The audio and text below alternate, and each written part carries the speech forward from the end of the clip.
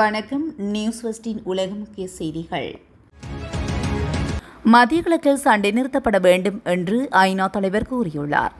மத்திய கிழக்கில் சண்டைகள் உலகளாவிய ஸ்திரத்தன்மையின்மைக்கு ஒரு முக்கிய காரணியாக மாறி வருவதனால் அங்கு அனைத்து முனைகளிலும் சண்டைகள் நிறுத்தப்பட வேண்டும் என்று ஐநா பொதுச் செயலாளர் ஆண்டோனியோ குட்டரஸ் கூறியதாக செய்திகள் தெரிவிக்கின்றன. ஹார்முஸ் ஜலசந்தி வழியாக வர்த்தகம் முடங்கிவிட்டதாகவும், எரிசக்தி சந்தைகள் தலைகீழாக மாறியுள்ளதாகவும், உணவு மற்றும் முக்கிய உரங்களின் விலைகள் கடுமையாக உயர்ந்துள்ளதாகவும், விநியோக சங்கிலிகள் தளர்ந்து வருவதாகவும் ஐநா தலைவர் குறிப்பிட்டுள்ளார். இதன் விளைவாக சுமார் 45 மில்லியன் மக்கள் கடுமையான உணவு பாதுகாப்பு இன்மையை எதிர்கொள்ளக்கூடும் என்றும், அதே நேரத்தில் உயர்ந்து வரும் விலைகள் மற்றும் மந்தமான வளர்ச்சி ஆகியவை மேலும் பல மில்லியன் மக்களை மீண்டும் வறுமையில் தள்ளியுள்ளது, அச்சுறுத்தலை ஏற்படுத்துவதாகவும் உலக உணவு திட்டம் எச்சரித்துள்ளதாக அவர் குறிப்பிட்டுள்ளார். ஓமன் கடற்பரப்பில் ஹார்முஸ் நீரிணையின் நுழைவாயிலுக்குள் அருகில் பயணித்துக் கொண்டிருந்த எண்ணெய் தாங்கி கப்பல் மீது அடையாளம் தெரியாத ஏவுகணை அல்லது எரிபொருள் மூலம் தாக்குதல் நடத்தப்பட்டுள்ளதாக தெரிய வந்துள்ளது. பிரித்தானிய கடற்படையின் கடல்சார் வர்த்தக தொழில்பாட்டு பிரிவு இதனை உறுதிப்படுத்தியுள்ளது. ஓமானின் லிம் பகுதியில் வடகிழக்கே சுமார் 12 மைல் தொலைவில் இத்தாக்குதல் இடம்பெற்றுள்ளது. தாக்குதலில் கப்பலின் இயந்திர அறை கடுமையாக சேதமடைந்துள்ளது.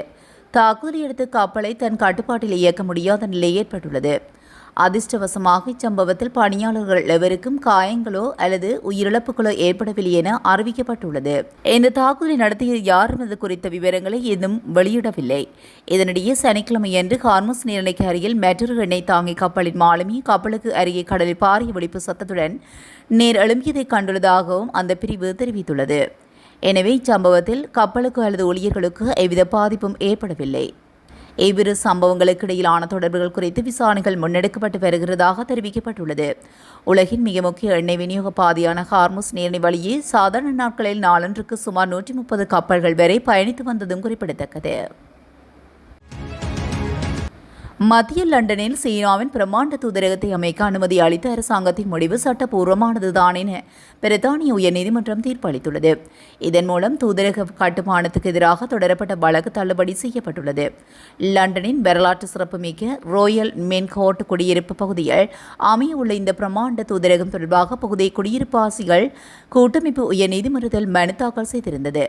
இந்த தூதரகம் அமைந்தால் சீனா எதிர்ப்பாளர்கள் மற்றும் குடியிருப்பாளர்களின் மனித உரிமைகளுக்கும் பாதுகாப்புக்கும் அச்சுறுத்தல் ஏற்படும் என்றும் உளவு பார்க்கும் அபாயம் உள்ளதாகவும் அவர்கள் குற்றம் சாட்டியிருந்தனர்.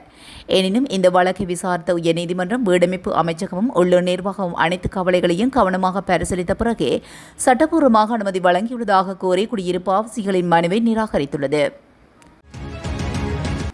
உக்ரைன் தலைநகரான கியூவ் மீது இரவோடு இரவாக ரஷ்யா ஏவுகணைகளை வீசி தாக்கியதில் குறைந்தது 9 பேர் உயிரிழந்ததென்றும் மற்றும் 23 பேர் காயமடைந்துள்ளதாகவும் உக்ரைனின் மாநில அவசரகால சேவை சனிக்கிழமை காலை தெரிவித்துள்ளது.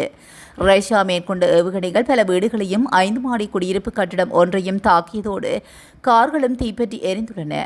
காயமடைந்த 23 பேரில் 4 பேர் குழந்தைகள் என அவசர சேவை பிரிவு தெரிவித்துள்ளது. தாக்குதலின் போது சேதமடைந்த குடியிருப்பு கட்டிடம் ஒன்றில் பலர் சிக்கிக் கொண்டதாகவும் கேவ் மேஜர் லிட்டில் கிளெக்ஸோ தெரிவித்துள்ளார்.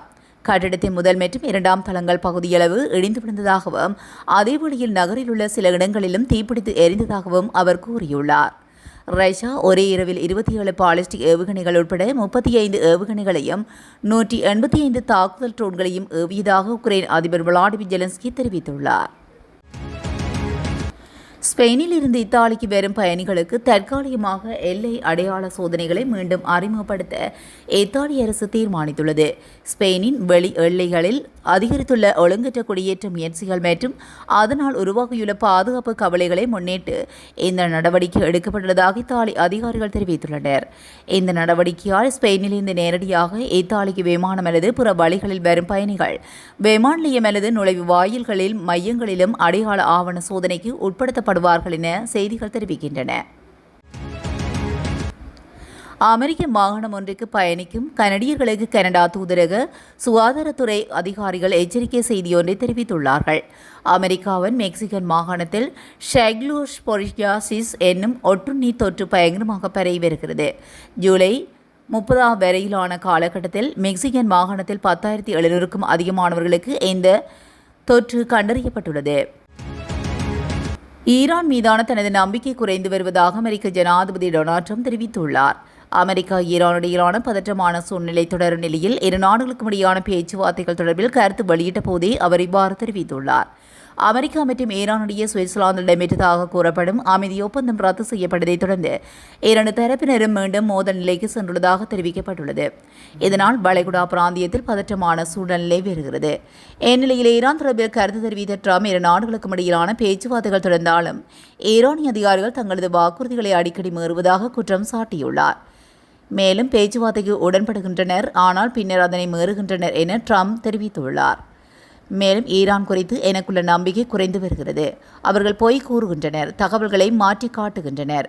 மேலும் ஈரான் தற்போது பலவீனமடைந்து வருவதாகவும் சில நேரங்களில் மீண்டும் வலிமை பெறலாம் என்றாலும் இறுதியில் மீண்டும் பலவீனமடைந்து மறைந்து போகும் எனவும் ட்ரம்ப் மேலும் குறிப்பிட்டுள்ளார்.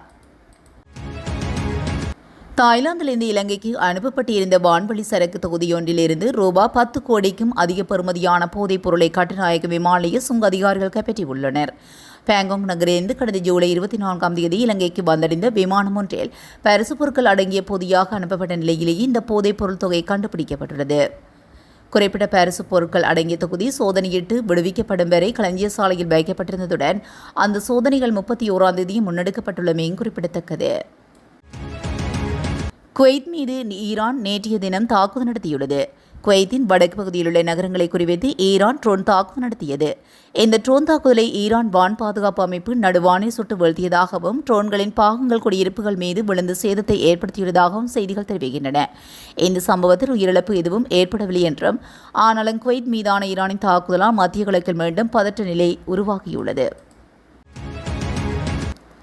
ஆப்பிரிக்க நாடுகள் உட்பட 50 நாடுகளைச் சேர்ந்த பயணிகள் அமெரிக்க விசா பெறும்போது $20,000 வரை பிணைத் தொகையாக செலுத்த வகை செய்யும் விசா பிணைத் தொகை திட்டத்தை அமெரிக்க வெளியுறவுத்துறை நிரந்தரமாக்கியுள்ளது. இதுகுறித்து வெளியான கூட்டாட்சி பதிவேட்டு அறிவிப்பின்படி இந்த விதிகள் எதிர்வரும் ஆகஸ்ட் 3ஆம் தேதி முதல் அதிகாரப்பூர்வமாக நடைமுறைக்கு வருகின்றன. வியாபாரம் மற்றும் சுற்றுலாவுக்காக வழங்கப்படும் B1 மற்றும் B2 விசாக்களுக்கு மட்டுமே இந்த விதிமுறைகள் பொருந்தும். விசா வழங்க நிபந்தனையாக குறிப்பிட்ட விண்ணப்பதாரர்களிடம் $20,000 வரை பிணைத் தொகையை கோரும் அதிகார விசா தூதரக அதிகாரிகளுக்கு வழங்கப்பட்டுள்ளது. இதுபோன்ற செய்திகளை உடனுக்குடன் தெரிந்து கொள்ள நியூஸ் ஃபர்ஸ்டுடன் இணைந்திருங்கள். நன்றி, வணக்கம்.